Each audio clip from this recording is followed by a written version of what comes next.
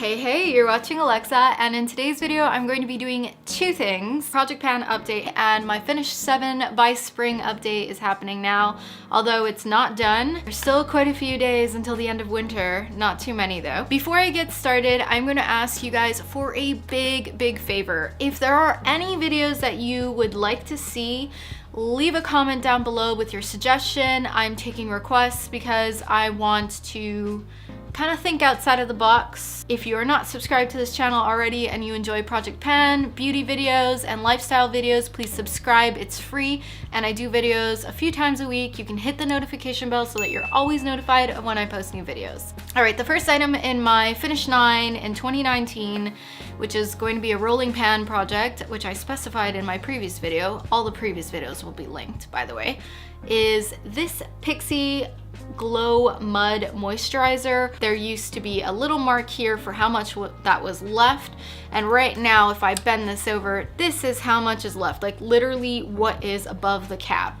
I would say I have maybe 4 or 5 uses left in this, and I intend on replacing this cleanser with a cleanser from either the Face Shop or a different polishing cleanser from Pixi. The next item that was in my Project Pan that I want to update you on is the Chloé by Chloe. It's not finished yet. This was a pain in the ass to use because the spray dispenser has sort of oxidized over and is blocked. I tried to pick it out with a needle and I just didn't have very much success with it, but I'm still able to use this. I still use it every day, and that has literally been how I've been able to get through this. I do about 3 squirts a day, and there's just a wee bit of liquid left in here. Then I have the Makeup Forever Ultra HD foundation, which if you watched one of my previous videos, I decanted it into this little container here. And there are only a few uses in this left, and I'm thinking of replacing this with the CC cream from IT Cosmetics, which I've already made quite a big dent in, and I feel like I'd have no problem using that up in place of this.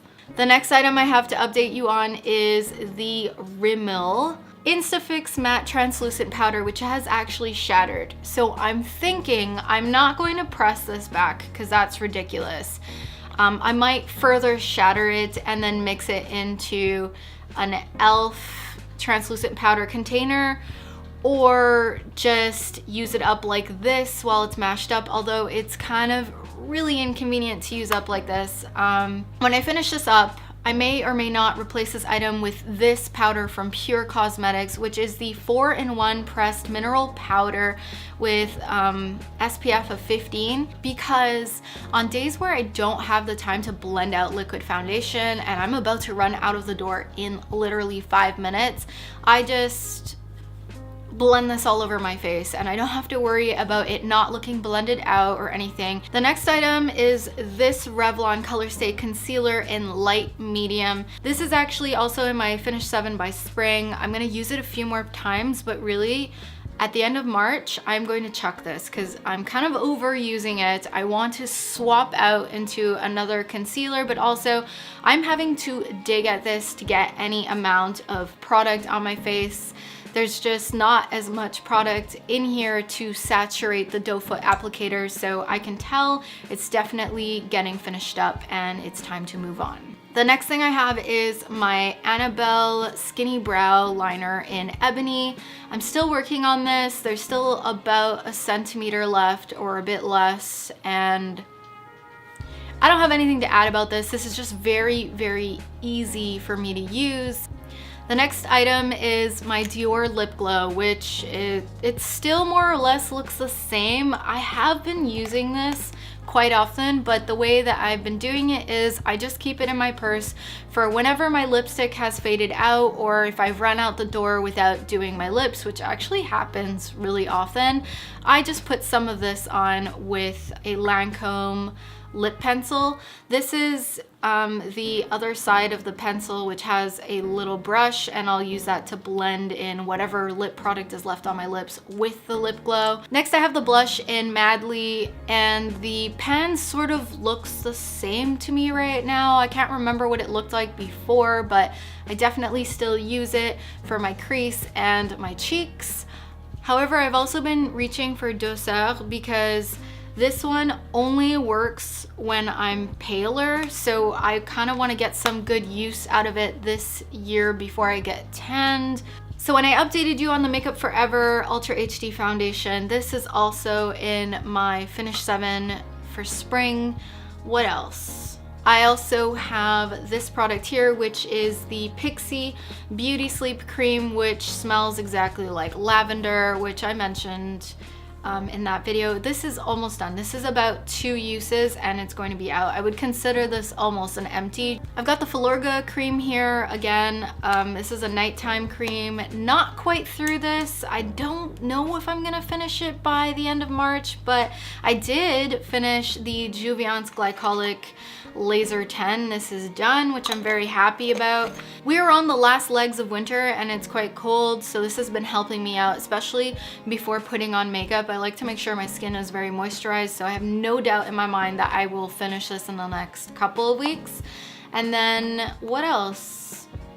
This was my last item, was a bonus item. I have to remind myself to use this actually, because I've been using this and then skipping on to foundation before doing the Tarte Clean Slate Flawless 12-Hour Brightening Primer. So I'm gonna try to remind myself to use that up, but overall I'm doing pretty well. Oh, and I did want to update you also on my Pan That palette. I'm not entirely confident that I'm going to hit pan on any one particular shade before the end of the year, because I don't necessarily do very eyeshadow saturated makeup looks. I just really wanted to get eyeshadows back in my rotation. I am seeing a significant dip in Foxy because it's just an easy color to swirl your brush around in, tap off excess, and plaster all over your eye without it looking dramatic in any way. Tease, I'm getting a little bit of a dent in because it is the go-to crease shade in this entire palette. There's no other matte crease shade. I hope you guys found this video interesting. I got a really great response and good audience retention on my last project Pan, and I realized that this is something that